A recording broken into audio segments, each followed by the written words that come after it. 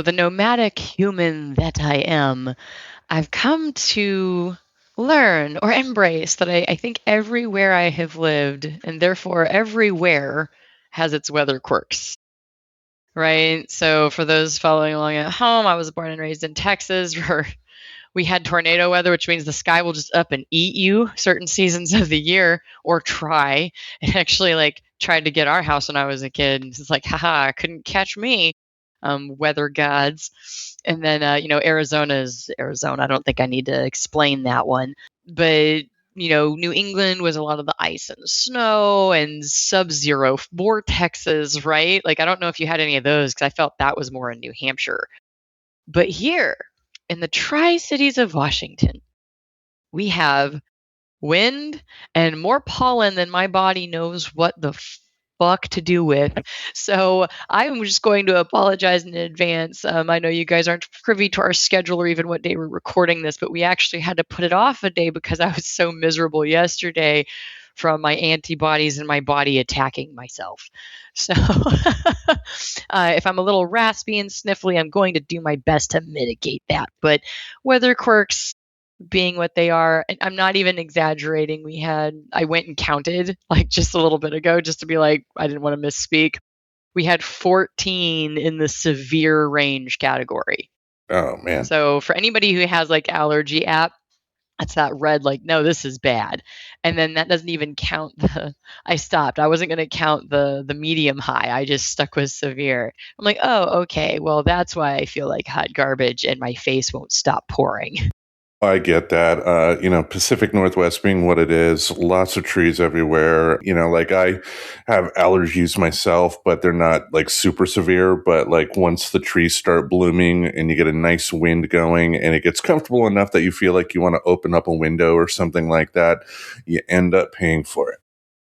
Yeah, I've seen a lot of my friends, having lived in Portland, I've got friends on my Facebook in Portland, and they just have the coat of yellow on their car. And I'm like, you know what? I'll take the one crazy tree. There's a lot of trees here, as I've come to learn. And the wind is another factor. It was up to 18 miles an hour at one point yesterday. So basically what it does is it whips all that tree pollen into a slurry to basically get snorted into your face.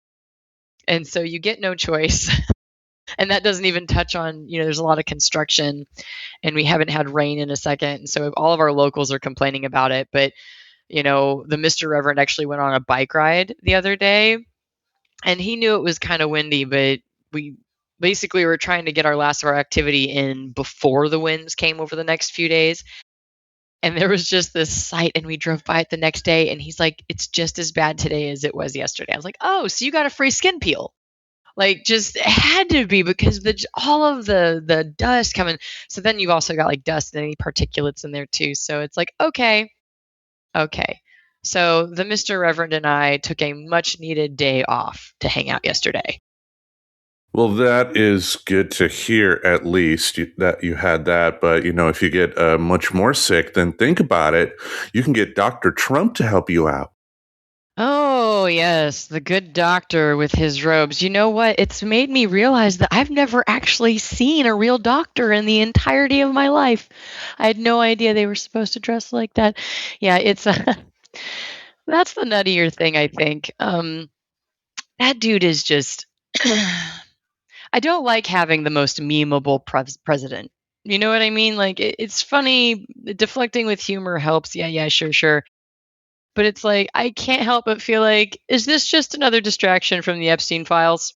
Is it your stupid war didn't work, so you had to do something so dumb that it would actually make everybody pause and be like, what the fuck is wrong with you? What is wrong with you? And then for him to come out and be like, oh, I thought it was a doctor. And it's that is the worst cover. You can tell that he has no PR person that he's listening to, because I feel oh my gosh, you should have been oh, I didn't make that image. Somebody posted it for me and I'm going to blah, blah, blah. But I think he have a lot tied around that he does his own posts. Isn't that his thing? Yeah, he's pretty adamant that he does his posting. So I guess he couldn't do that. Yeah, my understanding is that 90 to 95% of the posts that come out on his quote unquote Truth Social account are directly written by him, but there will be some times to where there will be some posts that he does not necessarily make himself, but he approves. That's stuff Yeah. that he's publicly commented on in the past. So there, he's cuckoo bananas at this point. Like, and we were talking about it yesterday. To me, like, it seemed like if his actions, if they were performed by someone in their right mind, would be the actions of somebody intentionally trying to make every single worst mistake possible ever since he got back into office. Well, but that goes back to a lot of people are saying, whether they're serious or not, that these are all attempts to distract and delay and take people's eyes away from stuff with the Epstein files. Well, his And wife now, isn't helping. granted, oh, right. Well, because I guess she went on protective mode, right? Like somebody said they were going to reveal all of her secrets, and then she just had to go and bring it right back up. But yeah, like, I mean, no joke, because I love the identity threat of people who like need to identify and cannot let go of being a Trump supporter. Like, you're not a Republican anymore, I don't think. If you're gung ho for Trump, I'm not sure I can say you're a Republican anymore. Like, I love, like, sometimes I was like, well, clearly he was dressing like the Pope. I'm like, no, he wasn't. No, he wasn't. The Pope is never depicted with glowing hands and a glowing head of the person that he's touching, right? So, I mean, I'd be willing to take a break from nagging about the Epstein files if he will release the exact prompts that resulted in that picture. I want to know what he said. Like, what did you type in there that made that happen? Because I'm willing to put everything in my bank account that had nothing to do with the Pope or a doctor. Yeah. Like, I don't see it, because there's so much imagery like being raised in the church, and like also just in our culture, we've been exposed to so many pictures of Jesus. And like the healing imagery that's implied of touching the head and the glowing in the hand, like, no. And then the weird angels behind him, like coming down from the sky, like, okay, random human, okay. You really have a vested belief. And I actually did say this to somebody who's like, clearly he's dressing like the Pope. I was like, but he didn't say that. He did not say that. He said he thought he was a doctor. Like, boy, I wish he had thought. Because yeah, there are images of the Pope wearing like the robes with the red sash. But like, that wasn't what he said. Whatever went on in his brain went, I'm a doctor. And it's like, and I love all of the posts, by the way, of like people changing like the covers of like ER and Scrubs, even now I've seen, of like where they're AI putting them all in robes with the sashes. And I'm like, oh my gosh. And then like also the, good thing there was a doctor around when they needed one. And it's that picture of Trump and whoever it was that had the medical emergency, like right over his shoulder, and him just like deadpan staring, like he does look like he doesn't understand what's going on. And it's like, oh, I'm sorry. Did you forget your normal sized glowing hands that day? Like, you couldn't help that guy behind you. I mean, granted, I know he wasn't saying that he is a doctor. He was saying he thought he was being depicted as one. But I'm calling bull to the shit on that one. But yes, I mean, not that I'm personally out there being like, release the files, because I know they're being trickled out as best as they can. And I'm also just kind of hoping for like, come on, anonymous. Where are those people? Like, we're like, you did all of that to unveil like the deception and the adultery with what was it called, something Madison, Ashley Madison, or whatever like that. That's what Anonymous was It's all one of about, those I think. sites. Yeah. But like, get in on this. Like, somebody else go get in there and get those files out there. But I will personally take a break from the thing that I have not harped on at all, to say, release the prompts. Instead of release the files, release the prompts. Like, if you're swearing that it was a doctor, release the prompts. Well, TMZ can maybe help. They're actually opening up an office in Washington now. I guess they started doing like during the recent congressional break or whatever. They I guess we're getting upset or something like that, and they put it out there like, if you have any sort of information on congressmen who should be doing their job but are not, send it our way. And then that's how they ended up with a picture of Lindsey Graham on his own at Disneyland with a bubble wand. That's where that came from? I remember seeing that and being like, "Why do we care?" Yeah, but the reason we should care is that, especially now that we are in a war, we want Congress to be able to help put an end to this partial shutdown of Department of Homeland Security, because there are some things that they do that are kind of needed at this point in time. Yeah. And while I agree with the Democrats in terms of using the leverage that they do have to to put a kibosh on some of the stuff that ICE has been doing and everything like that, that doesn't mean they need a 2-week vacation. So at least TMZ is using their evil power for good right now. Yes, it is funny, but it's like in my head, I didn't know where that picture came from, and now I know because I had no idea TMZ had done this calling, and I'm all for draft Barron. Draft Barron Trump, draft him. There's that little bit of, and I'll admit that I even reacted to this because of the BBC and stuff posting how we were going to go to automatic registration for draft.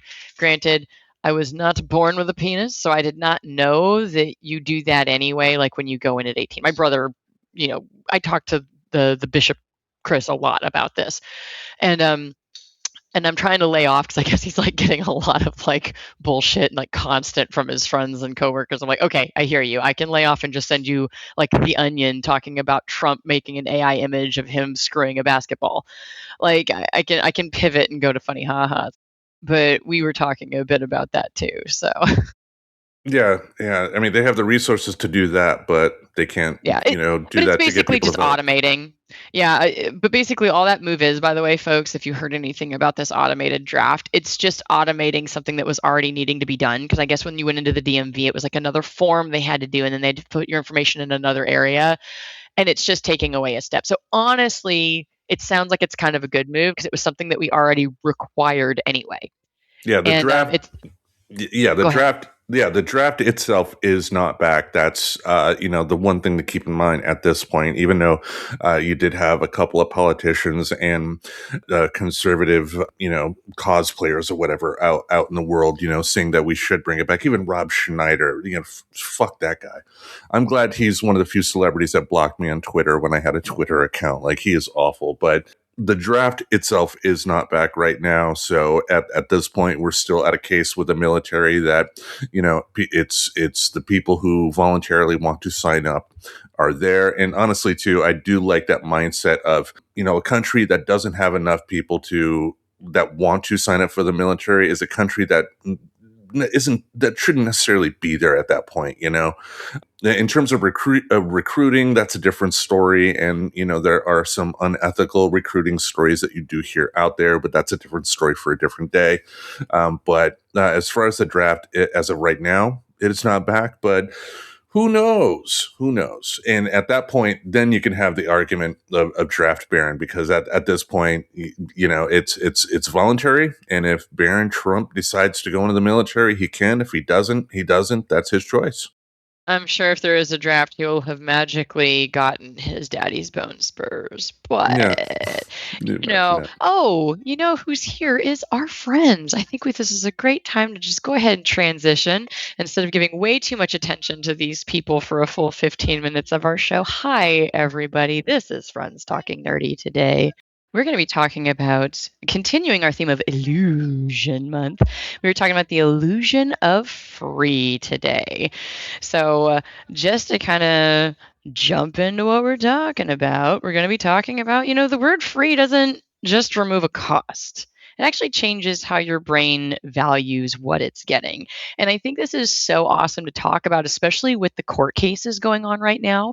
Granted, they're talking more about mental health, but there's a big tie in here where you're going to see just how much these systems hijack your brain.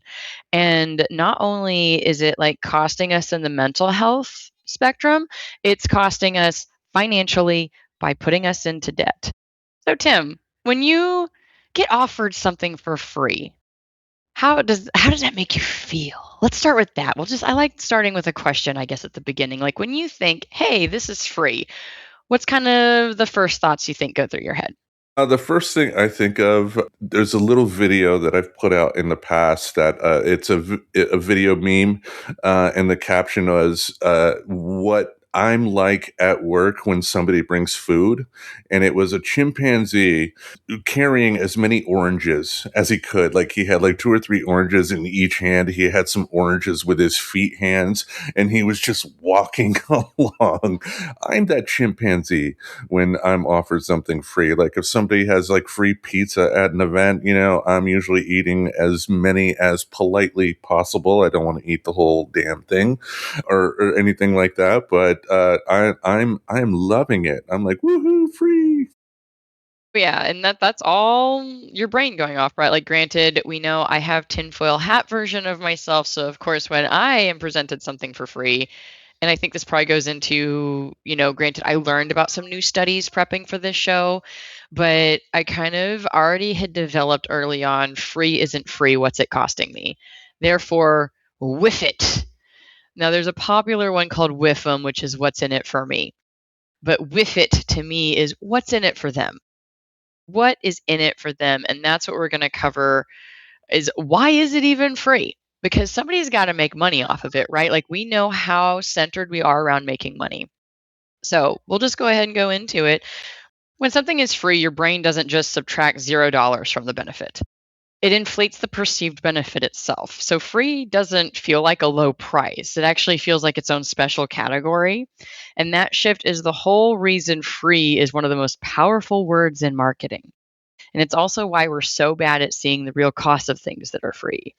And there's a simple illustration of this from actual research. And that's when people were offered a high quality lint truffle for 15 cents and a Hershey's Kiss for 1 cent, most chose the truffle, right? Like we all know those two brands. Like one is better than the other. Hershey's is definitely cheaper. It's got a rich history. If you've never watched the history of food, that is a really cool episode to watch is the story about Hershey. But anyway, but that makes sense, right? Like they chose the truffle because first of all, it wasn't that much more really when you think about it, 15 cents versus a cent. Granted, I don't remember when exactly this was done. I think it said no, that's a different research done 2007. But anyway, at the time, that's not that much of a difference. When researchers dropped both prices by 1 cent, making Hershey's free and the truffle 14 cents, so they're keeping the same price difference, the majority switched to Hershey's. The quality gap didn't change. The price gap didn't even change. The only thing that changed is one item hit $0. And zero is not like any other number to the human brain. And so, like, just by making it free, even though you're literally saving the same amount of money, you could have spent a penny earlier, but because it went from 1 penny to $0, they chose the free item. And I think that even goes to, what you're saying at work. Like, it could even be like not good pizza. It could be pizza that will give you like diarrhea, and you will still probably go eat the pizza if it's free versus 1 penny for a slice. Yeah, yeah, the feast from Little Caesars, everybody, quite awful. And Oh my God. yeah, and also too, I know there, and I believe we're probably going to be diving into this a little bit later in the notes, but you find this a lot too in games that you find on your tablets. There are tons of games that are quote unquote free that you can actually get a decent amount of playing time in, but you end up paying in a lot more different ways. Right, and it's either bandwidth on your phone, etc. Mostly it's access to you, and we will be getting into that. It goes back to nothing is actually free is going to be kind of the overall thing. But the interesting study that I got to read about, basically what happened with the Hershey's versus Lindt thing is called the zero price effect. And it's been documented by researchers Christina Champagnier, Nina Mazar, and Dan Airley. And this was a 2007 study published in Marketing Science. They're actually trying to understand why people are buying stuff. And their core finding, when faced with choices, people don't simply subtract cost from benefit. When the price hits zero, perceived benefits increase disproportionately. So free removes the perceived risk, and that shifts the emotional math in ways that have nothing to do with rational calculation. So that's why it goes back to, even though the price difference was technically the same, because they made the Hershey's free, people went, oh, yes, I love Hershey's right now. That is what I am going to choose. Yeah, which is, I mean, based on a study, it's clear why people are so freely hopping onto stuff like social media. For instance, it's free to use, but if you had to pay Facebook, for example, to use their service, and they still got away with taking all of your information so they can make money off of it themselves, I don't think as many people would sign up for Facebook at that point. Right. Like early on, I don't even understand. I mean, I wonder if it was free just to give people a taste of it, because I looked into that because I was curious, because Facebook was free. It just used to be exclusive. It used to be your school actually had to like do something to sign up. I remember going up to Lubbock Christian University, which is, I don't mind sharing that that's where I went. I hailed from Texas. There's not, I mean, there are a lot of Texas universities there, but not big ones. But like, I remember going up and I was part of the student body that said we should have this. Now, granted, what it was used for originally is a far cry from what it's used for now, right? Like back then, it was actually you could put in your course schedule and which number you were taking, like if it was 101, 102, or which teacher, and it would help you like sync up with fellow students. And that way you could study, you could share like insight on quizzes. It was really awesome. And then it just kind of sneaky pivoted over time and turned into what it is today, right? So, that being said, we live in a very information rich world, and that's where our attention becomes the currency. And we never really agreed to that exchange rate, but that's what's going on, is that it's free for us because in a way we're the product for the people who do pay for things on there. Right? Like, that's why I remember it used to be your Facebook feed could very much be set to where you were only seeing stuff from your friends, right? Or only the content that you followed. And now, even as strict as I've tried to be about it, I cannot control and stop ads. And what's funny is I think we're going to get into a little bit more like how ads have even evolved over time to where we're not even perceiving them as ads until it's too late. Because when we see an ad and we perceive it, we can know. But when it's snuck in by means of social influencers and etc., that's where it's getting sneaky into your brain. So going into that, gentleman named Herbert Simon, who's a Nobel Prize winning economist and psychologist, identified this in 1971 in a paper called Designing Organizations for an Information Rich World. His observation basically was that a wealth of information creates a poverty of attention. And when information is abundant, attention becomes the scarce resource. And when attention is scarce, attention is what gets bought and sold. And that's the entire business model of every platform you use for free, is they know your attention is finite. So they need to find a way to get into your feed and make you stop for that 3 to 5 seconds, right? They have to find a way to get your attention. And if you've gone through Reels lately and noticed stupid captions like, I can't believe I caught this on camera, and you watch it and then you watch it again because you didn't get what they caught, congratulations, you have just been tricked by somebody who simply wanted you to engage with the material twice. So that's what's going on now. You're not crazy. And also, like the idea, like, and I've seen this, like, people will claim that it is their original story, for example. Like, there was this one that hit for a second that was saying, like, couple was trying to announce, like, do like a cute little gender reveal, and the baker accidentally used like black food dye in the cake. And I saw it on a thing. I was like, it's so funny because I saw this, but with a different picture 3 days ago. And the poster, the author swore, like, no, this is my content. I made this originally. So I went back because you can do that. You can go and see things. If you didn't know this, you can go into your Facebook and go into stuff that you have seen, which means you stopped on it for at least 3 seconds. Not like everything you scrolled by, but the things you stopped at, it keeps a tally of that. And so, like, I went and screenshot it and put it on there, and she's still stuck by her guns, like, well, that's crazy because this happened to me too. And I'm like, no, I think what it is like we're starting to regurgitate because I feel like I'm seeing that more now too, right? Because it got somebody's attention and then they shared it. So people want the attention on their page. So they're just regurgitating each other's material to get clicks, to get likes, and really just to get a pause because it doesn't even matter if you interact with it anymore with how the algorithm works. It wants to know if it got your attention at all. And they're constantly innovating that system to assess just that.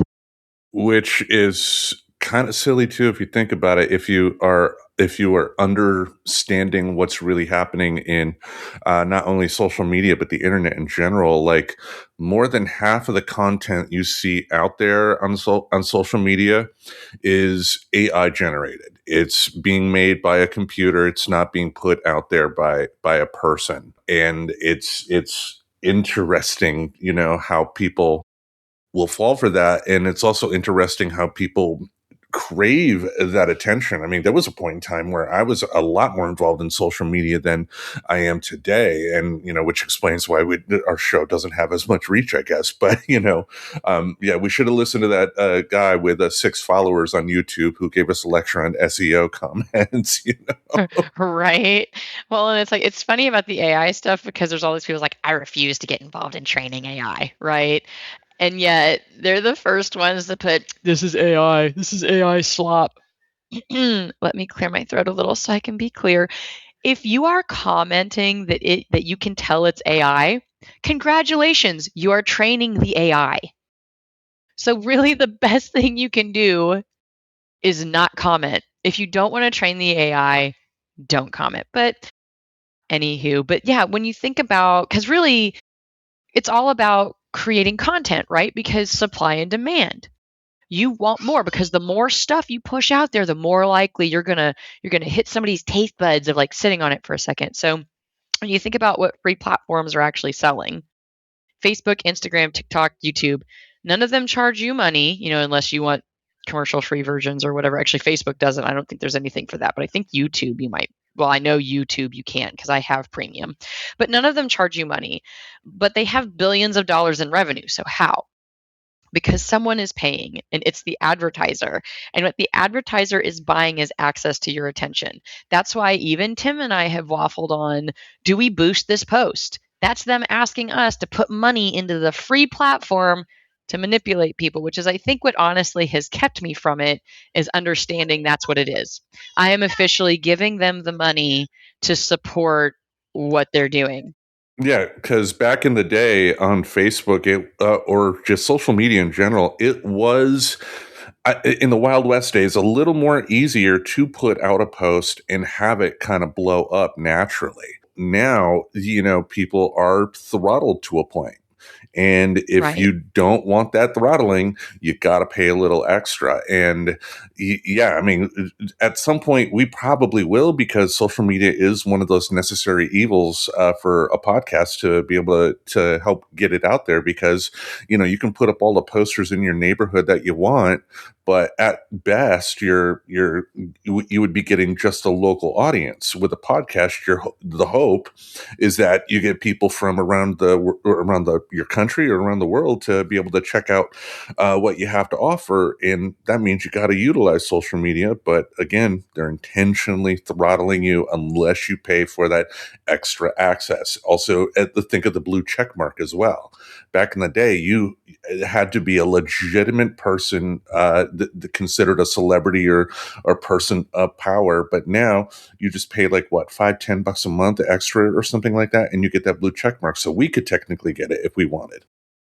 Right. Like we actually, the natural organic virility, so something going viral, it still exists, but it is increasingly rare. It actually has to be so fantastical to make it viral anymore. Like we're actually kind of in a post-viral world, and I just like really quick Googled this. So you do have to keep in mind, sorry, I will admit this one's a little bit of a Google AI pull together because I just wanted to know as we were talking, is that, and do we have organically viral material anymore? And it seems like no, not really. It's heavily gated by algorithms and prioritizes enrichment over reach, right? So that's even going to the Of course, while paid promotion boosting is a major force in driving content visibility, like true viral moments now often stem from high emotion user generated content, but a lot of that gets paid for because of that little boost button.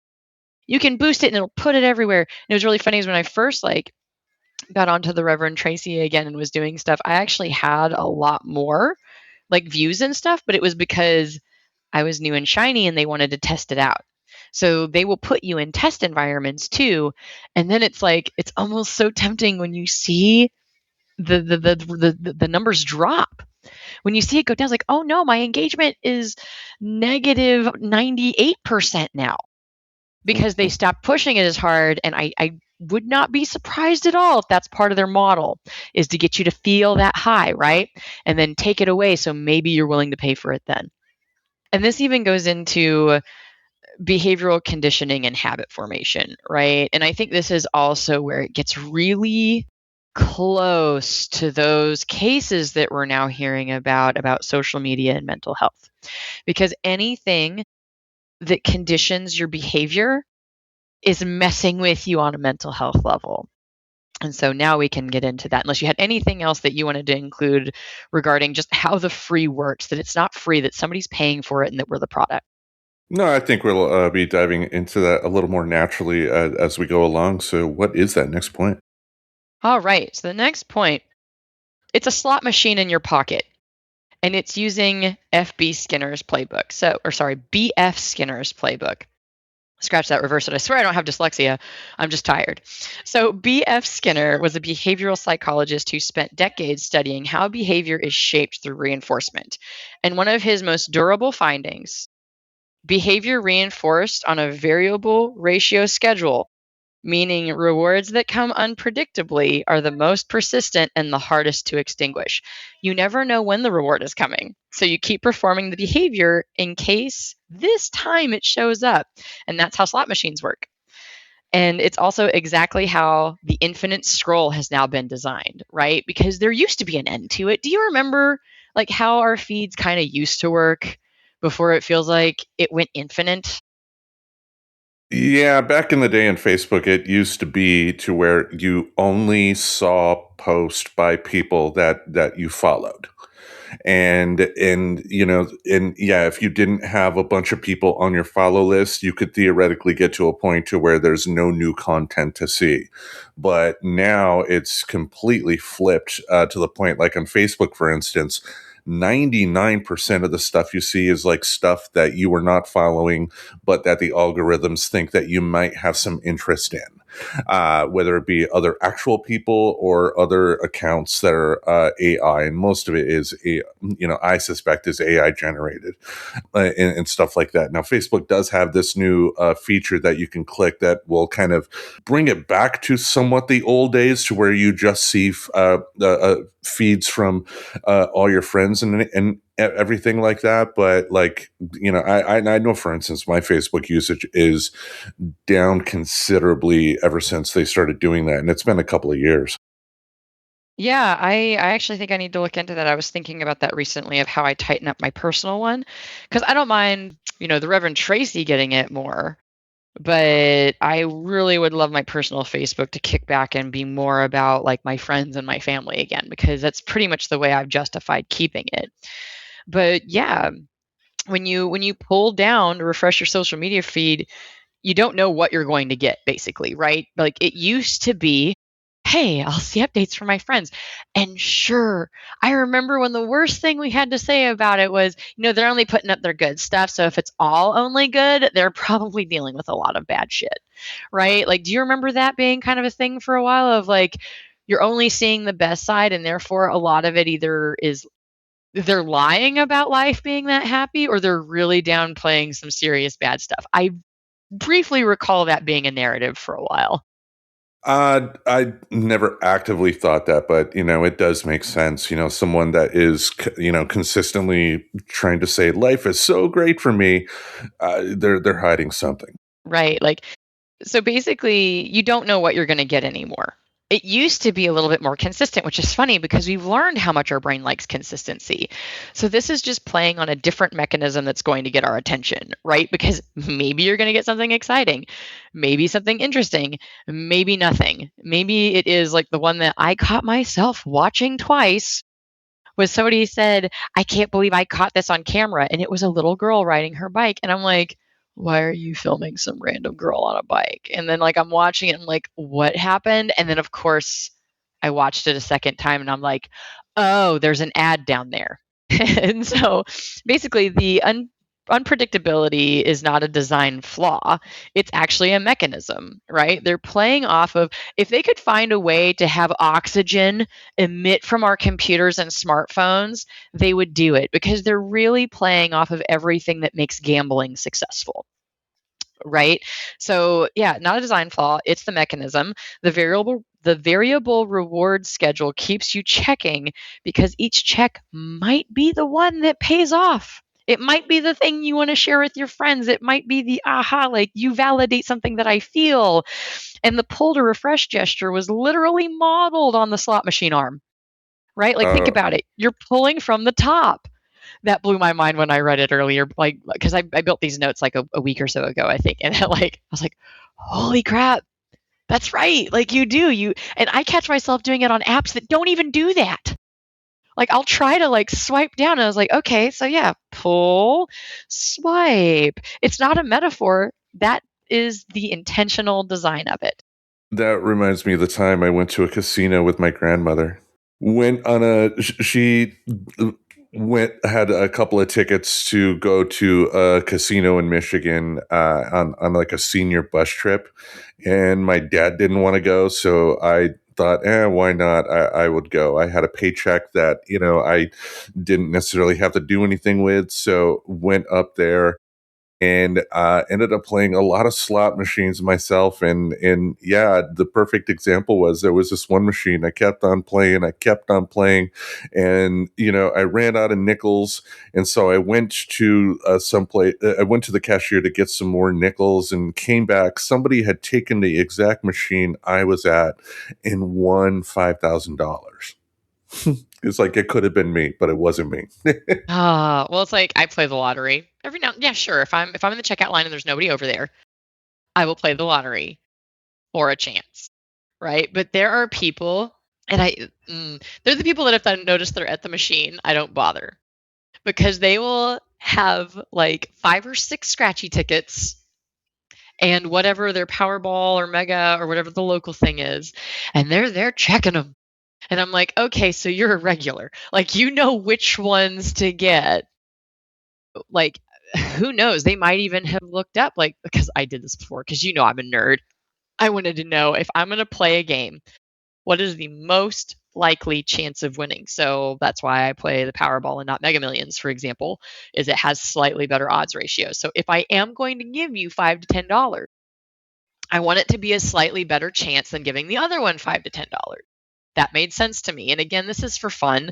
This is like if somebody asked me for $5 on the street, I'd give it to them, right? Like if I'm at that point in my day, like for example, it's normally at the end of grocery shopping. I know how under budget I've come, and I'm like, you know what? I will give that machine $10 for a chance to be rid of my student debt, Tim. I will gladly make that decision. But when you do it on a habit, when you get and I had caught myself starting to do this where I was like, I need to play. It's every Tuesday and Thursday or whatever it was. And that's the thing that you should start questioning. When you start building a habit around it, I think that should be kind of that cue to ask yourself about it. Yeah. I used to work at a gas station in my 20s, and there were definitely people that were the living examples of the definition of what stuff like the lottery is. It's a tax on the stupid. It's like for those type of people, not Right, right. someone Not not someone in your everybody. position. Yeah, Right. Because, well, I mean, and also it does come from what you have knowledge on it, right? Like, for example, I actually like giving the lottery money. Do you know why?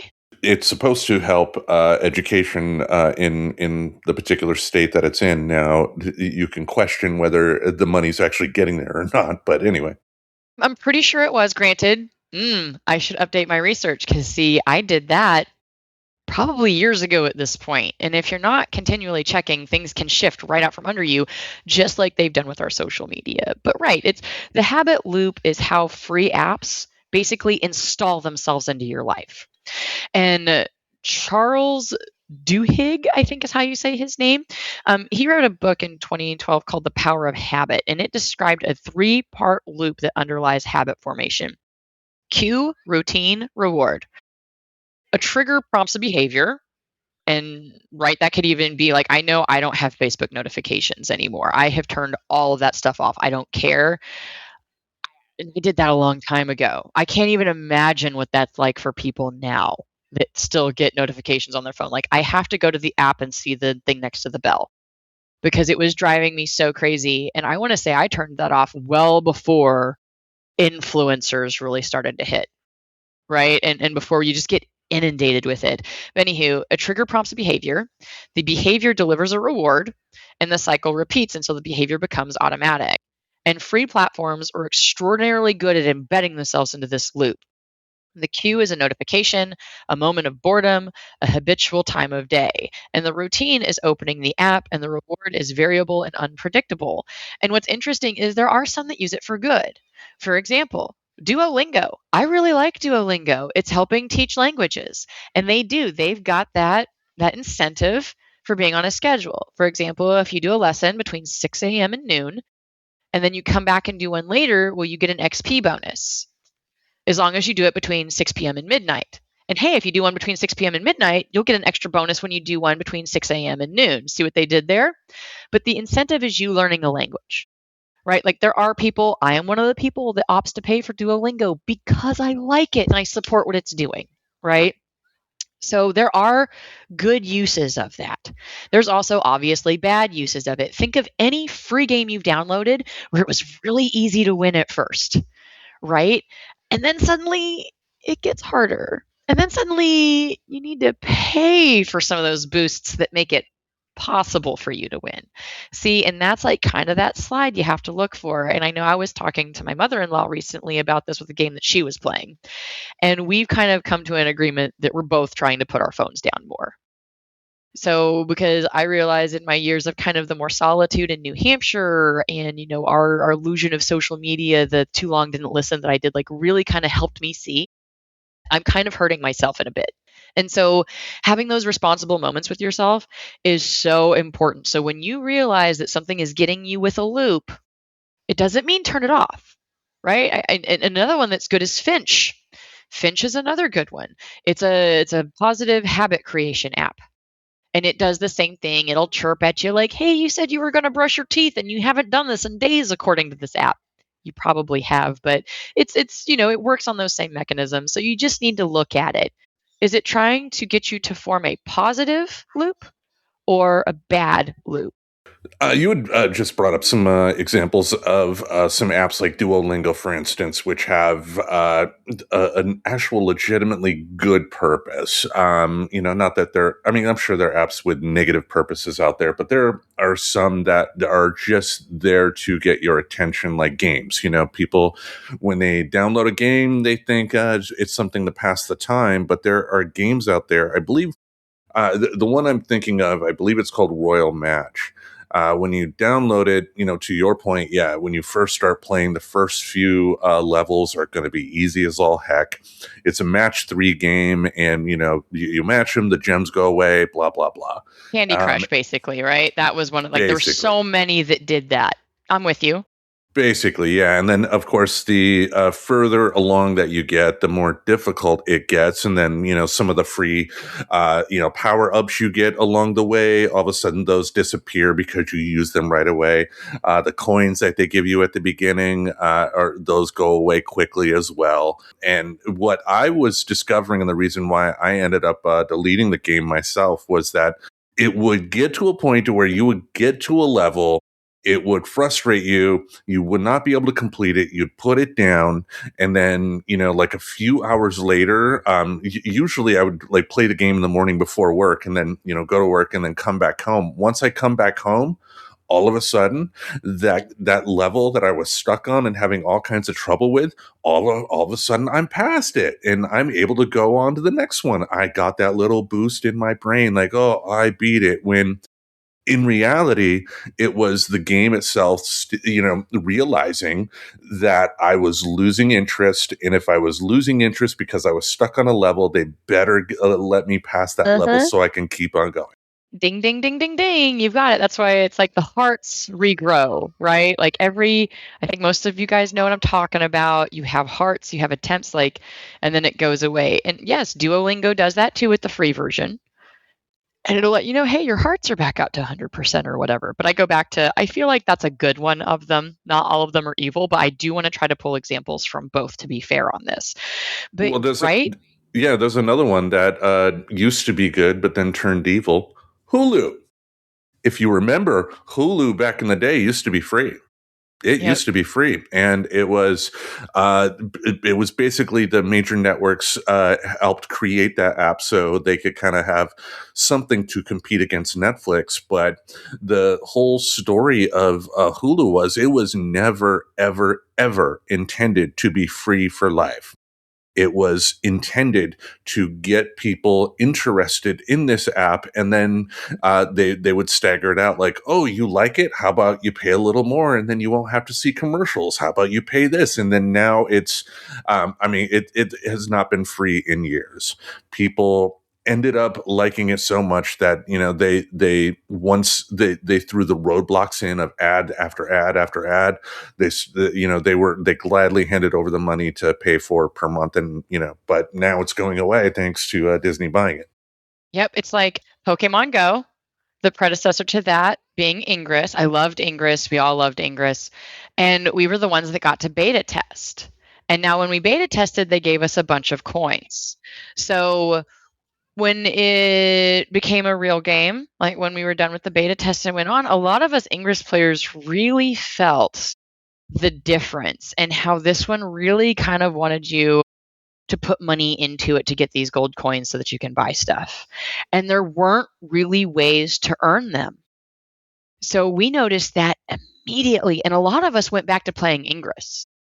And I feel like the developers noticed that, increased all of the graphic load on Ingress. So then it became a major pain in the ass to play that game. And then we went over. But most of us, like myself included, discovered that you could do Google rewards and earn like money to then go spend in the apps, which I still kind of do that today. I haven't had it on in a minute. But see, to me, the cost on that is clear, right? What they're getting from me is my locations, they're getting reviews, they're getting pictures, they're getting activity on Google. So I get why I get imaginary Google money for doing Google rewards. Super clear.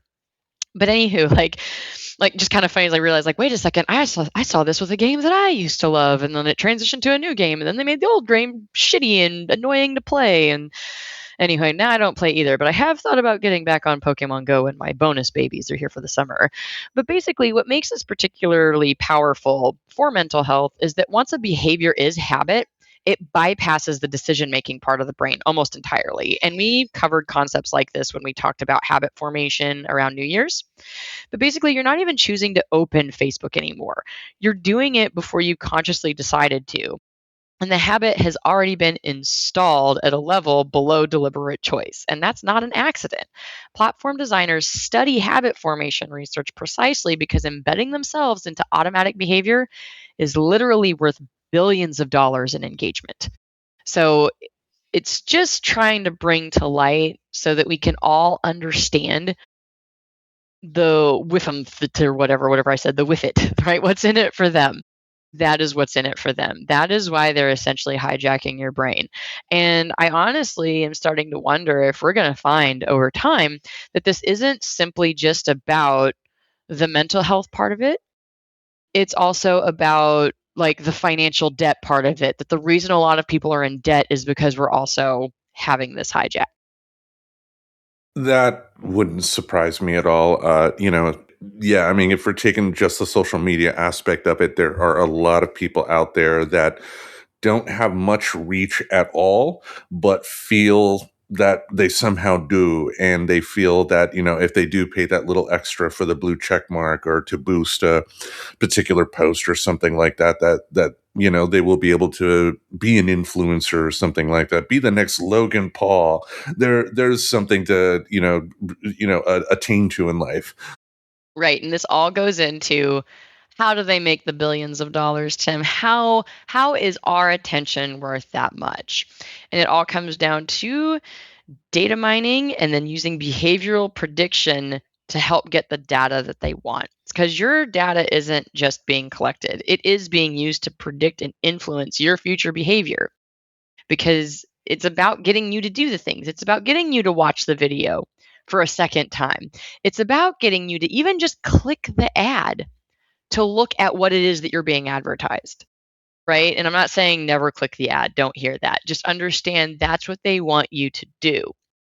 They want you to watch this dumb video twice and be like, oh, hey, a surveillance system. So I don't even know what it was. I didn't even look at it. I just realized like what was happening to me and I shut it off. But The there's an Ring important, camera, yeah. yeah, it was some kind of, I think it was some kind of front yard camera. I had to be like, what else would it be? Anyway, I'm not going to go back and find it because I'm not going to give it a third or potentially fourth watch. But there's an important distinction between data collection as a byproduct and data collection as the primary business activity. And most people understand in a vague way that apps collect data, right? What's less understood is what the data is actually used for. If it's not stored in a warehouse somewhere, it's being actively used right now to build models of who you are, what you want, what you fear, and what will influence your decisions. And then those models are sold to anyone who will pay for them. And so if you're curious why, like where they get the idea of what will scare people enough to click on any ad, it's this. It's because they're actively watching anything we're all reacting to, and that goes into a bigger data source that they can then sell to anybody who says, I would like to know blank. Yeah, we are the product. It is just as simple as that. If you're not paying for it, there's something about you that is a product that is being sold to somebody else. And there's the Cambridge Analytica case is the clearest real world demonstration of where this leads, by the way. Data harvested from Facebook profiles without users' explicit consent was used to build psychological profiles of tens of millions of Americans. And those profiles were used to deliver individually targeted political messages designed to be maximally persuasive for each specific psychological profile.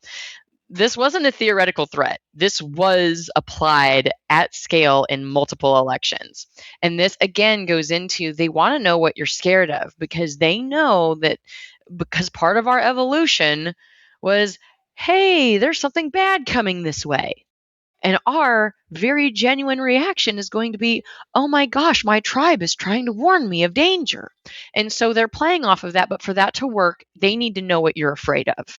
Yes, and they will use that to, help fan the flames of the partisan divide. Because, like, I think maybe I am thinking of the past in a little more rosy glasses than what it really was. But it seems like before social media, it did seem like people, the average person on the street, I guess, was a little more willing to understand that stuff, like in politics, was a lot more nuanced than this is good and this is bad, right? And like now it seems like, thanks to what the Cambridge Analytica situation showed people, you have these companies and these political organizations that are going out of their way to help stoke the fears of their group, so that their group will go out and vote in the next election and all that stuff. And that, like, even if groups that I supported ended up doing something like that, it's like that's an icky feeling at minimum, Mm-hmm. because it's utilizing people's fears in just in unethical ways. Unethical ways, let's be Right, honest. because when somebody is fear driven, maybe you shouldn't be taking advantage of that. And I think one of the most interesting things I learned, speaking of the Cambridge Analytica, is the academic research underlying that approach drew on psychographics. I think I'm saying that right, on psychographics and the Big Five personality model, specifically research by Mikhail Kaczynski and colleagues at Cambridge University were able to show that Facebook likes could accurately predict personality traits, political views, and other characteristics. Granted, I think the political views feels very obvious, but as far as like actually being able to accurately predict other personality traits, I think that was fascinating. And by the way, the research itself was published in the Proceedings of the National Academy of Sciences in 2013 and was legitimate psychological research. So this isn't, I referenced a book earlier, so you do need to take it with a grain of book when I say it's from a book. This is from real research, and its application by Cambridge Analytica without user consent is what made it such a scandal. Because we didn't know. It wasn't in some subtext, because granted, half of us sign our lives away and don't read the fine print. Okay. I think we should own that we do that. Granted, we need to stop it, but it is so exhaustive you can't. And I do understand that we are protected by laws, right? Like you can sign away your life and say that you're going to give away your firstborn child, but when they come to collect your kid, the court system will step in and say, you shouldn't have snuck that in there. Like they understand the exhaustive language that's being used against us to a point, right? We can't always bank on that being a good outlook for us, but we can understand that that's part of why people scroll down, is we do have a bit of a trust in the system that it's not going to go so far as to demand a blood sacrifice, right? Or Like like that the won't hold up in court. or like the South Park episode Human Centipede. Do you remember that one? Ugh, I remember seeing clips of it. I think that was when I was well beyond like actively watching South Park, because it was no longer about pissing off my personal Karen, because that was my favorite reason to do anything for a while. But yeah, no, I recall. But for people who aren't as enlightened to the world of South Park, go on, Tim. Where's that relate here? It relates because Kyle had an iPad, and he, for like an update that occurred, they do, Apple legitimately does have a page that you can go through to read all the terms and conditions and everything like that. And he skipped it all by just hitting yes. And by doing that, ended up going through something a tad uncomfortable. Let's put it that way. I don't want to gross you out any more than you already are, because you shivered at the clip and everything like that. But the whole joke throughout, Yeah. yeah, the whole Spoiler alert, if joke, you've seen Human Centipede, you kind of know where they were going with it, right? yeah, Centipede, so cuttlefish. Anyway. But the whole joke throughout was like all of Kyle's friends, like Stan Butters and everybody like that, were like, "What? You don't read the terms and conditions? Everybody reads the terms and conditions." meanwhile, no, they don't. Yeah, no.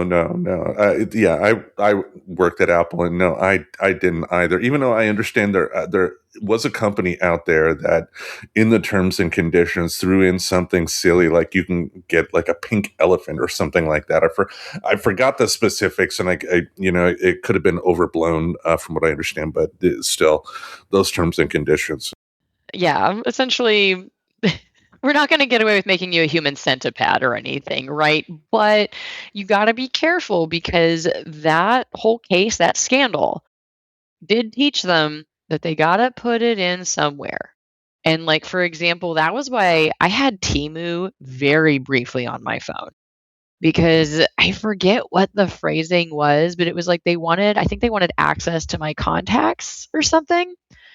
And I was like, no, no, no, no, no. Because especially like when Timu came out, there was a lot more skepticism from anything. I think that was from one of the China markets, was it not? I could be incorrect, but it did kind of get me where if it's like a cheap thing, like offering cheap things, I wanted to know what they were getting out of it more. So I really did go into more of a deep dive nowadays.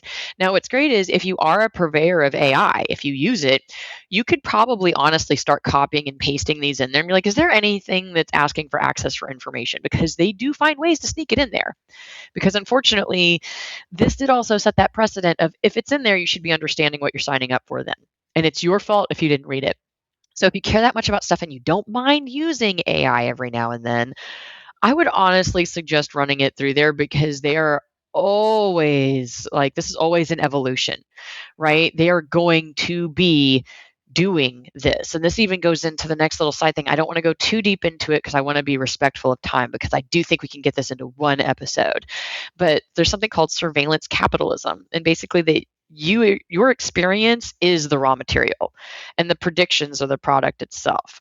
So Shoshana Zuboff coined this term called surveillance capitalism to describe an economic logic where human experience is the raw material for data and behavioral predictions are the products sold in markets. So this kind of goes into this is what we're looking for nowadays. This is what they're paying for. It's still all the other stuff that we brought up before too. But now they want to know not only how can they persuade us to do things, they want to know what we are going to do with certain bits of information. So, and this is just the current evolution of it. This is always going to be a thing. So, I feel like anytime we feel a major shift in how the algorithm works or how our feeds are interacted with, it's probably because they're trying to offer a new product. They want to find the new thing to offer, and they're going to do that by little testing environments, right? So, when you notice stuff like this, it's a good time to go, okay, if I can't immediately tell what they're getting out of this change, I should look into what they're getting out of this change.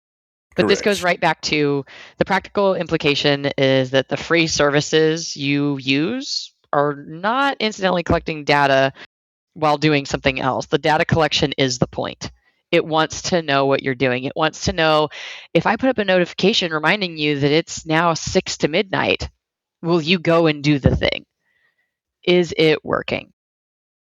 Or think about in the free games, for instance, like they do have a thing of to where, like, if you're stuck on a level, they're like, oh, you can watch an ad and you will get a free bonus. And what is interesting is that if you do end up watching that ad, watch your social media feeds because you will see other ads pop up in your feeds there as well. And, like even not even taking the game into account, if you just do a random Google search on, like a guitar, for instance, watch how many guitar related bits of information show up on your social media feed at that point. Yeah, like I did get because my practice is when something is successfully advertised because the other part of the algorithm is it does know you. So it can actually bring things to your attention that you would want. For example, I am all about sustainability crafts.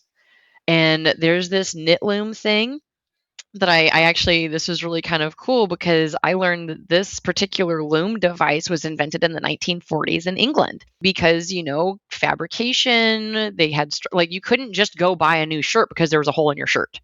So somebody invented what was called the speed weave. And essentially, people have gone like, hey, this is cool and we should sell it. And so it got advertised for me, but it literally sat because I do use Amazon.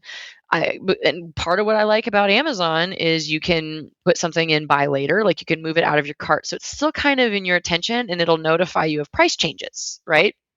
And so I put it in there, and then lo and behold, the baby Reverend got, as tradition, a hole in the knee of one of his pants. And I went, aha, this device is for me because now I can make patches myself, and it's a handcraft, which is meditative, right? So it goes back to it's not all evil.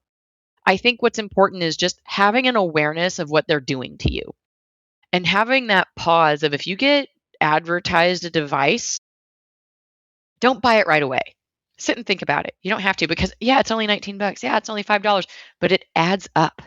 And that's the thing to really pay attention to and that whole getting everybody in debt problem that we're having. But like the point is I still get advertised it. I have bought this. You do not need to advertise it to me anymore. I don't need two. You need one of those things. And you don't even need that. Like you can actually technically do it with a cross stitching loop and a little bit different skill. This just makes it easier, right? So you can whip through it quickly. But like the ads won't stop and it'll show you the 10 different brands of people who are making the exact same thing now, even though you've already purchased it. And it knows you purchased it, right? Because you could say, I've already purchased this or an item like it, but it's still going to do it because that's just how the algorithm works. And that is, I'm glad you talked about, at least hitting the pause button in terms of buying stuff, because I know Facebook does have a bit of a sketchy history in terms of some of the sellers that are out there. Like some of the stuff that is advertised on Facebook comes from companies that may not necessarily send you the item. They'll take your money, but they won't send you the item. I have had that happen twice, actually. And thankfully, a little plug here, we're not promoted by Chase. I like Chase Bank because they will let you go and challenge it immediately and they'll credit you back. And then it's up to the business to respond to their inquiry as to where is the thing. It was actually this really cool, like the chairs folded into it and it was like this table, and I'm a minimalist and I like things that are compartmentalized and can be put away so I can clear my floor. And it was one of these really awesome tables, like, oh my gosh, and it's inexpensive and there's all these ratings and blah blah blah. Granted, it's not hard to make it look like there's ratings on something, right? That's why Amazon has the verified purchaser now. And so I ordered it. It never came. Their customer service address didn't work. And I just said, hey, Chase Bank, I think I got duped. And they gave me my money back and they never replied. And then they just move right along. But they bank off of people just not going through the trouble of it. It's like I also recently got successfully scammed with the whole discount tire thing, like talking me into that. I had this old debt and it wasn't on my credit report anymore, but they had been hired to like find a way to, basically they were bringing me to court because they were going to garnish my wages, which fun fact, you can't do that over commercial debt. They were also doing this during the government shutdown. So you could not call the Better Business Bureau or anybody like that to check this. And they knew that. So those calls went up during those times. Hey, I'm not perfect. I'm not infallible. I got. Fortunately, I gave them a credit card number. Little side note that I can share some information with our followers on that one. But I gave them my credit card because that's the safer thing traditionally. Because if they have your bank account, it's harder to cancel stuff like that. I learned that through a gym membership once upon a time. So, fortunately, Chase Bank, I was like, hey, this is a scam. I got. And they're like, okay, well, we're going to do this because you didn't actually receive the services because they can't offer you this. It's not real. And it's funny, they actually tried to call me back and intimidate me, which is a sure sign that it's a scam because that is not how you deal with that. If they were really illegal or paralegal at all, they would have responded to my bank, not me. And guess And what? They finally stopped trying. I actually texted the person. I was like, I don't know if you know your job is a scam, but it is. And if you do know your job is a scam, ask yourself how you sleep at night. Like I did. I will totally, if I could go find that text, I will screenshot it and I will share it on our social media after this episode posts. But it was just kind of me being sassy and mad because I know like the day that they had called, I was rattled and the baby Reverend was like, it's like, oh, sorry, toddler parent life, ha ha ha. So they actively screwed over a toddler parent. Like they could yeah, have disconnected the call magically or anything, but they still chose to do it, right? and that, yeah, when it comes to like debt collectors, people, like the one thing you should keep in mind is that if it were really truly a debt collector, they're going to send you stuff in the mail. If they are calling you, more than likely what it is like old debt, because like for I think there's like a 7-year rule or something like that they Once can it falls off your, they cannot collect on it after it falls off your credit report. Full yeah, stop. It's done. but it's still technically out there, and you will still have companies that will like buy that and then Yep. try to intimidate you to, we're going to have legal proceedings against you. So like if you get a phone call from a debt collector, just hang up. If it were really truly a problem, they'd mail you. Yep. And then also the little asterisk I wanted to put out there, by the way, if you have credit cards, you may want to consider contacting your bank and getting off of what's called, I think, a renewal registry, which means if they have your prior card information and they can basically request your current card information. And granted, this was born out of a place, I think, of help, like because it's so people didn't get like their automatic renewing things cut off because of an expiration date on a card, right? Like that's kind of where it started. But now it's also including if you change your card number, which is kind of stupid since half the reason you do that is because you've suspected a fraud or you've lost the card and you're worried about somebody using it. But you should be able to contact your bank and ask to be off of that registration, by the way. It's something that I still need to do. I just wanted to make sure the shit was over because I didn't want them to get another iteration of my card. But anywho, to try to get back to the last two pieces of this so we can wrap this up. Essentially, those ads, it's like I've already bought it, it's still costing you something because the hidden cognitive cost of free, in quotes, is even ignoring an ad takes mental energy. And this goes into cognitive load theory. And that was developed by an educational psychologist named John Sweller in the late 1980s. And it established that the human brain has a limited capacity for processing information at any given time. So when that capacity is exceeded, cognitive performance degrades. Starting to see where this ties into mental health, guys? We make worse decisions, retain less information, and experience more mental fatigue. Every ad you scroll past, every notification you dismiss, and every piece of content you evaluate, even for a second, consumes cognitive resources. So free platforms are running a constant tax on your attention and working memory. It kind of adds to that the cognitive load theory of like decision fatigue, right? It's the same thing, and I know I've mentioned it when I want to say probably in our New Year's resolution or maybe something around spring cleaning in the past, of how clutter in your home acts on your brain in similar ways as decision fatigue because of how much of your attention. And that goes into how we work. We're constantly scanning. We are animals. We're assessing our environment all the time. And so, yeah, even the things that you think you're successfully ignoring are costing you. And it costs you more the more you do it. And you can see where the danger is. And when you loop this into the habit loop formation, we are habitually taking in cognitive load carcinogens, as it were. Like we're constantly being exposed to the secondhand smoke of our attention span.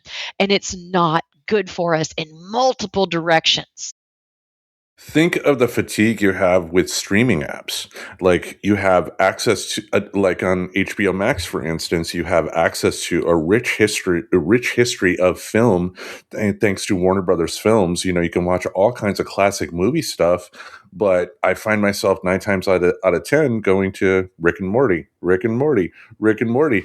Watching that, it's like, you know, it's like instead of paying the $18 a month to get HBO Max, why not buy the DVDs? You know what I mean? Then you wouldn't have that fatigue Right. of what am I going to watch? Does this look good? Does this look good? And you know, there is a lot of fatigue involved in streaming apps because there's a lot of content on there, and yet I still find myself going to my usual favorites.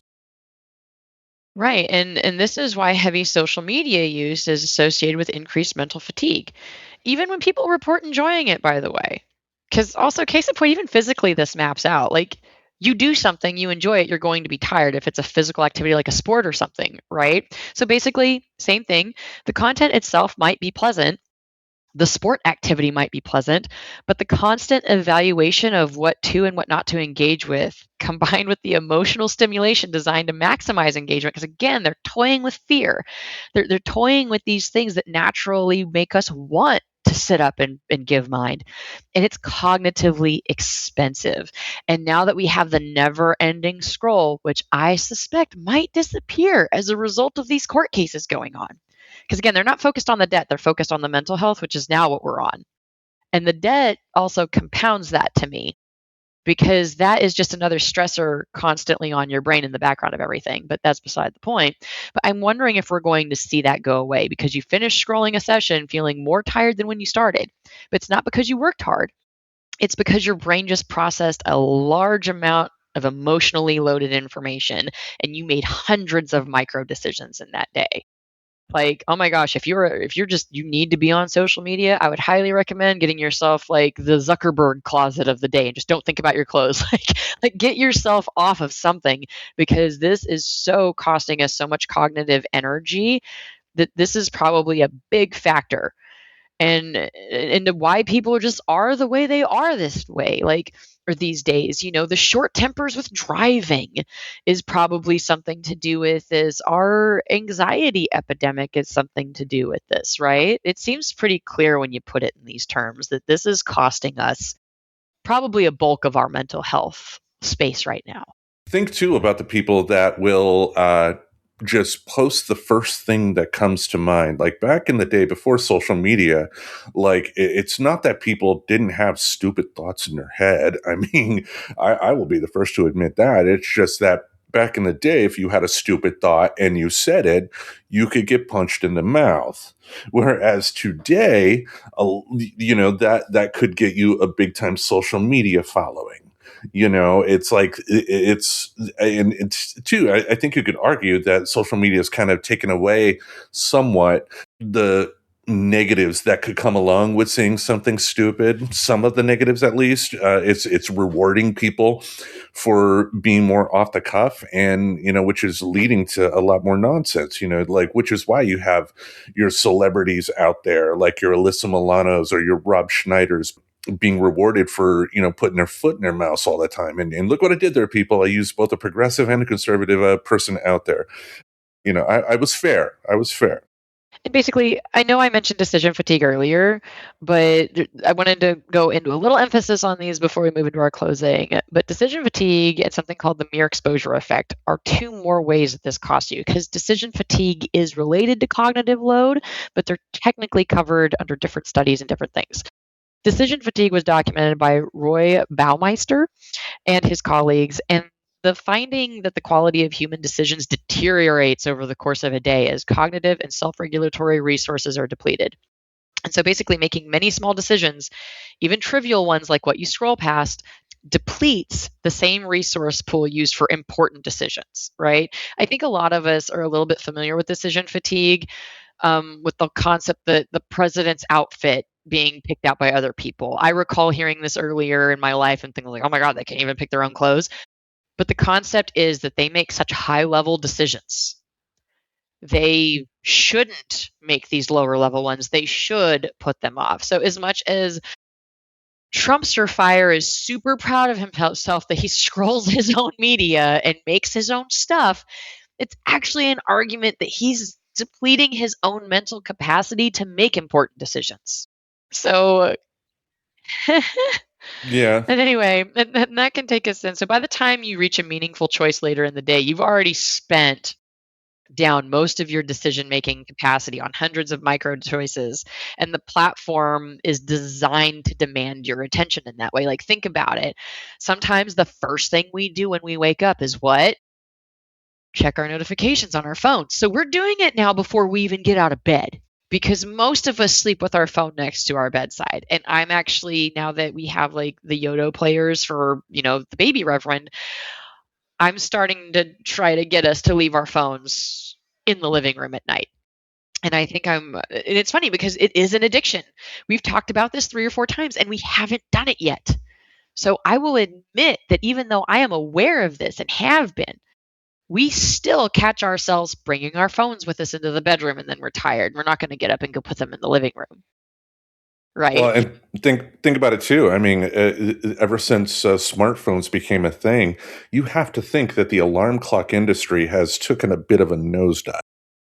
Right. And it's not hard to get an alarm clock. Granted, there still are alarm clocks out there. You can buy them for sale and you don't even need to find a Radio Shack to do it. Because I still remember that was like one of the main things you went to Radio Shack for. I swear it was like alarm clocks. But yeah, you can still do that. I'm admitting that it's not easy because I'm realizing how addicted I have gotten to these things, and I'm being very open of it's not as easy as you just know when you put it down. This is something I am actively working on as a direct result of our podcast research. So I really do hope that this is helping you guys, because boy, has it brought some awareness to my life. And so before I forget to go into it, there's also something called the mere exposure effect. And this I feel is important to talk about. It's documented by Robert Zajonc, and this was back in 1968. And it's even more subtle, but it's repeated exposure to a stimulus increases liking for it, even without conscious awareness the exposure is happening. And this is why advertising works even when you think you're ignoring it. You don't have to consciously engage with an ad for it to influence your preferences. The repetition alone does the work below the surface level of conscious awareness. So, free platforms expose you to advertising at a volume and frequency that would be impossible to avoid even if you tried, because that's where we're at now. This goes back to, it's not just ads anymore. It's not that obvious ad. It's the reels of, I can't believe I caught this on camera. And then you're watching it. And hey, if they're lucky, you'll actually click on the thing, but they don't care because they already got engagement. So now their stuff's going to be floated up higher in other people's feeds who may want that product or may fall for the taste trap of like, yeah, now I want that. Right. And by the way, like the decision fatigue research and the mere exposure effect, like these have all been published and researched across multiple peer-reviewed studies. So this isn't from a book that somebody speculated. This is something that has been actively studied for, we're now going on decades, right? Because even in the Journal of Personality and Social Psychology, where some of this stuff like came up in key papers, that was 2008. So they're constantly revisiting these things. And so it's not new. It's just we're not aware of it because they view it as our job to know better. Right? It's our job to seek out and know these things. And granted, yes, we do have a pocket computer. I lovingly call my phone my stunt brain. It is a blessing in a lot of ways. I can look up on like the flip of a dime of whether or not something is good for my son. I can look up, where I can get certain things if I'm trying to find something shopping. It is not all bad, but we have got to start opening an awareness of this if we want to negate the psychological impact it's having on our culture's mental health. A lot of people are guilty. I'm guilty of it myself, which is why I'm raising my hand right now, of not taking the time to go dive into the research of whether of the good and the bad of something that you use. It's like you just, even if you do a cursory little deep dive into something, you're going to go along with the first thing that essentially validates your reason for actually using it. And I think if anything, we want to reiterate from what we're talking about here. It's that the message is not to not use social media. It's to realize its impact on your life so you can make choices that will be beneficial for you in the long term. Right, exactly. And it's just kind of understanding how it works so that we can interact with it responsively and healthfully. Because I go back to, there is a lot of good in this. But the problem is they're really banking on us not understanding how the bad elements or how these things can be used in a negative way. Right. And so some of the last stuff I want to get into as we draw towards our closing is the dopamine loop, and that free platforms keep you in anticipation and not satisfaction. And I wanted to get into, a lot of people do talk about dopamine hits. We've talked about it. But the neuroscience of dopamine is widely misunderstood in popular culture because it's not necessarily just a pleasure chemical. Actually, it's really not even a pleasure chemical. The more I read about it, it's an anticipation chemical. Dopamine spikes in response to the expectation of the reward, not the reward itself. And this is why the slot machine moment, the pull to refresh, the notification ping, the I'm checking my lottery ticket at the scanner, like that does something for us and it creates a dopamine response. And it's not because you got something good, it's because you might be about to. And that's what the platforms are being engineered to kind of take into account now, is the possibility of reward rather than the delivery of it.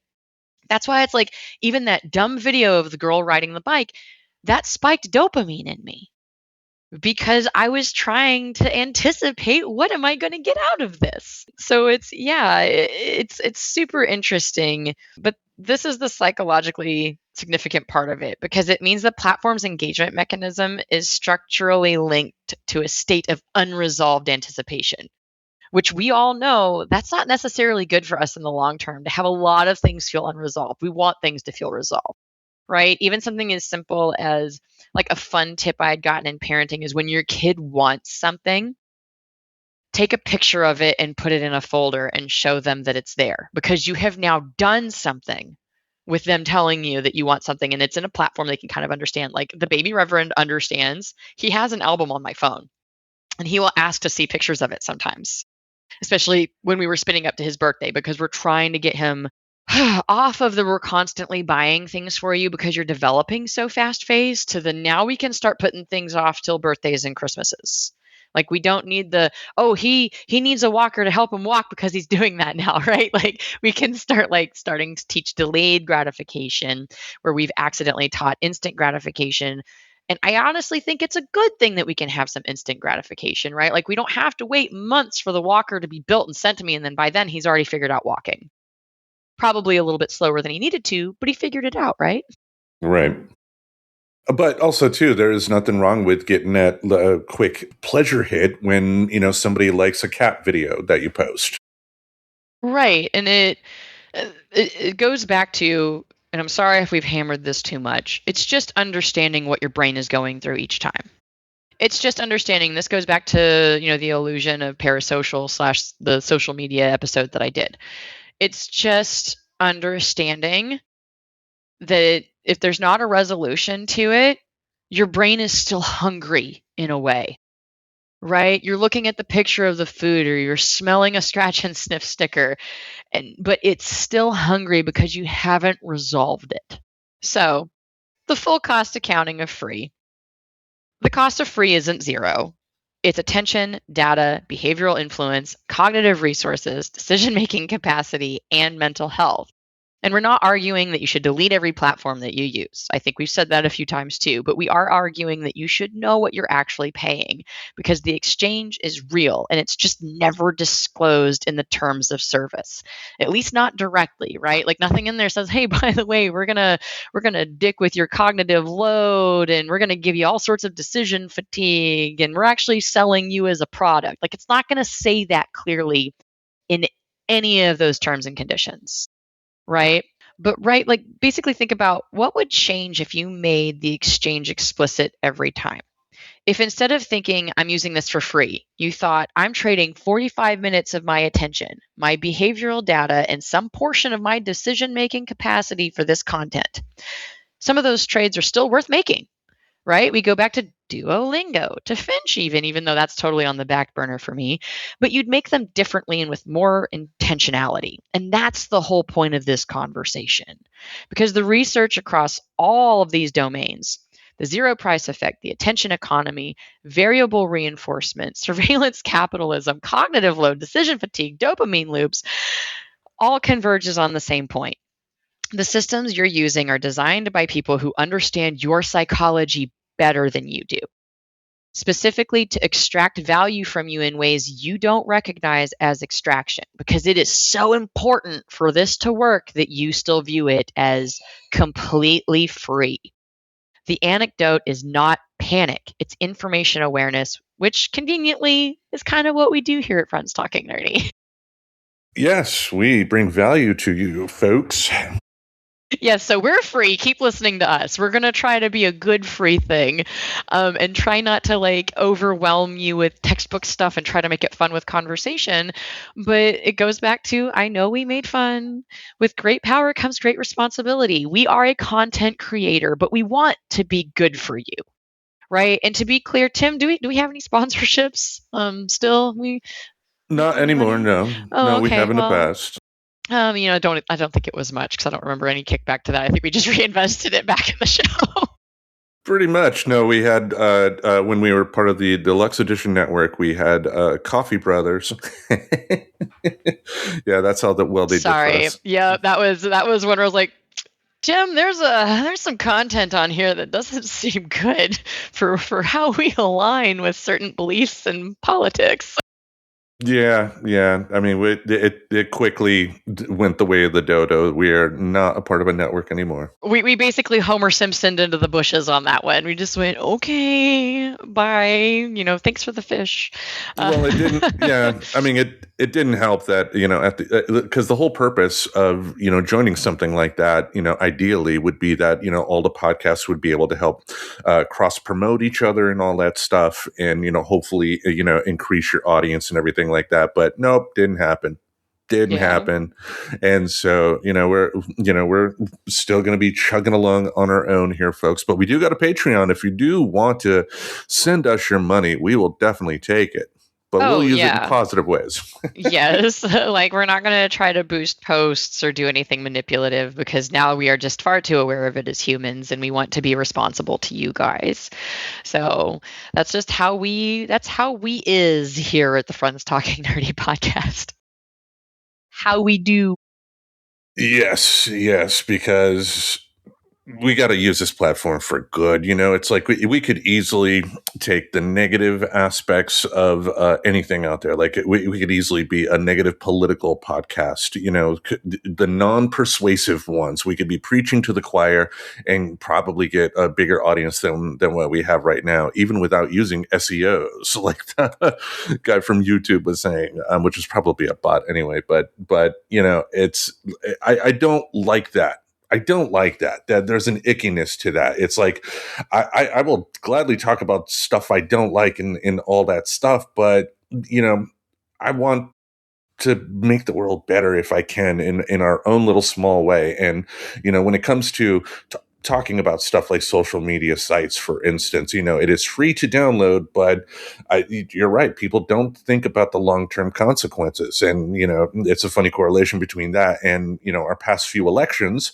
But people do need to take that time because people are making these choices and really not taking the time to think about the consequences. Right. And then there are people who are creating this environment for us who very much know what they're doing. And I think by talking about it is how we unpack and take that power away from them. Right? Like we're trying to spread knowledge here. And instead of fear in products, we want to give you knowledge and confidence to move forward in what you're doing. Because if our podcast ends up taking off and it helps people with their mental health space, I will consider that a win over any paid advertiser making this a monetary gain for us. Because at least today's world, you could say very clearly, the Friends Talking Nerdy podcast is not getting anything out of this, like the financial gain, the thing that, right, that because that's what these things are designed to get, is ultimately they're getting money, right? At the end of the day, they get money. We don't get any of that. And I'm kind of okay with that. It keeps it enjoyable and conversational. And then there's nobody saying, hey, now you got to mention this every 5 minutes, which would make our podcast longer. I mean, granted, I know for me on the podcasts I listen to that have sponsors, I've literally memorized about how many 15-second clicks on Spotify I have to do to get past the ads. But, anywho, so as you do move through things, take that into consideration. If you really do enjoy a show and you don't want commercials from wherever it's coming from, consider paying for it, because I'd rather pay money than pay in my mental health. And so that is a very valid way to look at it. Because that's why it's like, hey, you can listen to us sponsor free. You know what? Even NPR does that. Granted, I can kind of take their sponsorships, they're not that crazy. But, you got to pick and choose, right? And that is one of the decisions you actively make when you engage with something that is for free. If you don't hear my quotes, I did them, versus something that you do opt to pay for. You're paying for it just in different means, and you have to decide which one is worth more to you. Exactly. Well, that is a great way, I think, to wrap up Illusions Month. We did it.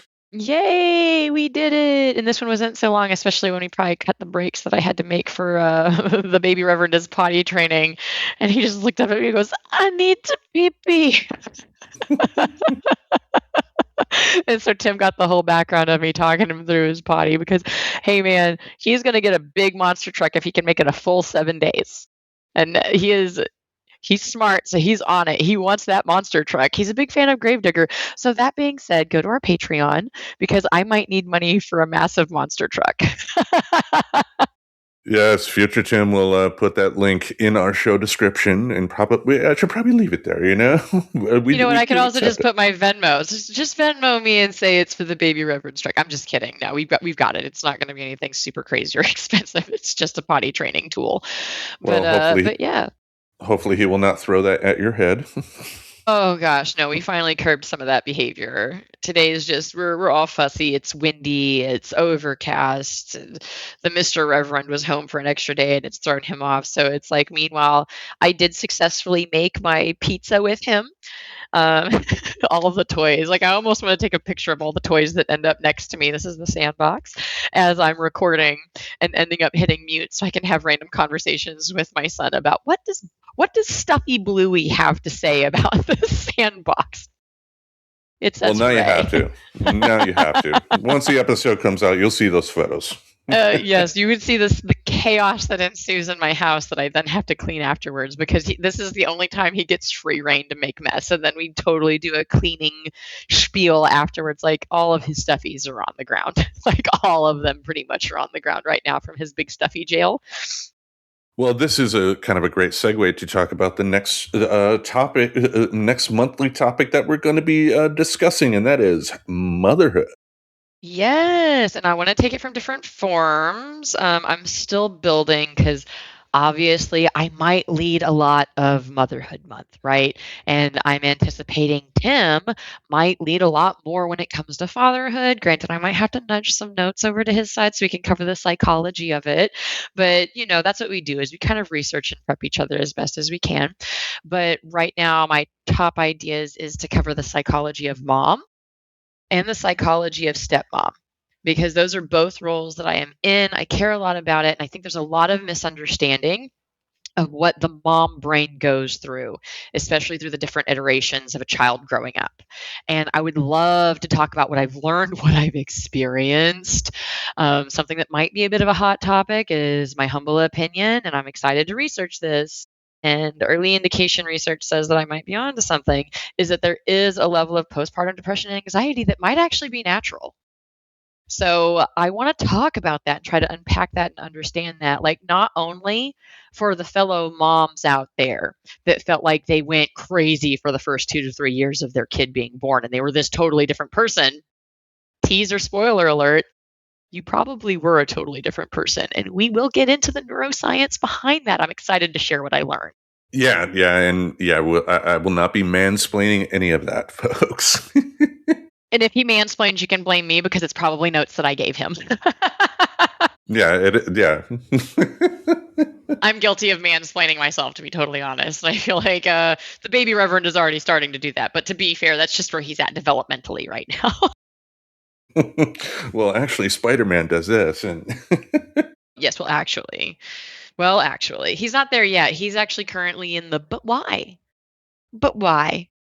But why? Which is super funny. oh, Maybe we're gonna have to find a way to tangent into some of the psychology of kids, though. Like, I don't know what month we will do that. Probably not Mother's Day, because I think psychology of mom is honestly going to be a two-parter because I feel like that's going to be a lot of information. But yeah, I've been so fascinated about everything I've learned through motherhood that I am honestly really excited to share some of this with you guys.